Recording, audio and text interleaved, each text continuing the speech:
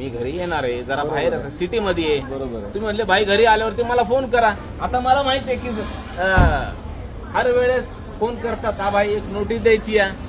आणि मला लोकांनी मला फोन आला की भाई तुम्हाला रात्री उचलणार आहे घरामधून. पण मी म्हणलं नाही बाबा, पोलीस प्रशासन मला सहकार्य करते आणि मला अशी वेळ नाही येणार आहे. धोका भेटतो. मी काय झालं, मी रात्री आलो, तुमच्याशी बोलणं केलं, म्हणलं 9, 9:15 वाजेपर्यंत पोहोचणार. आणि मी 9, 9:15ला तिथं घरी आलो आणि तत्काळ तुम्हाला फोन केला. तुम्ही सांगितलं वडिलांची जरा तब्येत जरा खराब आहे, त्यानिमित्त म्हणलं ठीक आहे.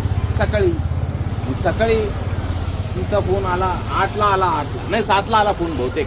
बरोबर. मी झोपीमध्येच होतो. 8 वाजता आला. तरी पण मी म्हणलं नाही, आता तुम्हाला थांबून नाही मी झोपलोय आणि दिली असती तर कल्टी.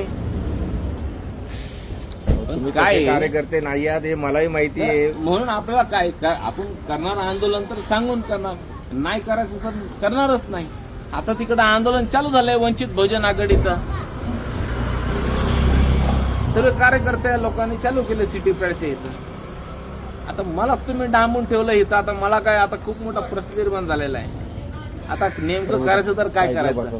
सकाळ धरून मी चहा बी पिलो नाही. बाकड्यावर बसा, उठा, हे काढा. नाही राहून द्या. आता काय, आता तुम्ही आता आम्हाला घरामधून नाही ऐका ना, आता काय ऐका ना, मला घरामधून आता तुम्ही आता जाऊन दिलं नाही, मग आता काय करायचं. तुम्हाला विनंती करतोय आम्ही थोडा वेळ थांबा. साहेब ऐका तुमच्याच ना, घरात थांबा म्हणून काळे थोडा वेळ. साहेब, मी तुमच्या विनंतीला मान देऊन मला माझ्या संकटात विश्वास घातला. माझ्या मिसेसने सांगितलं आपल्याला जायचं नाही घरी, रस्त्याला. आता मी म्हणलं जाऊन द्या, आपण राहू एक दिवस हॉटेलमध्ये राहिलो असतो.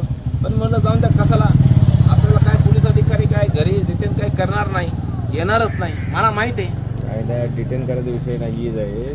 तुम्हाला विनंती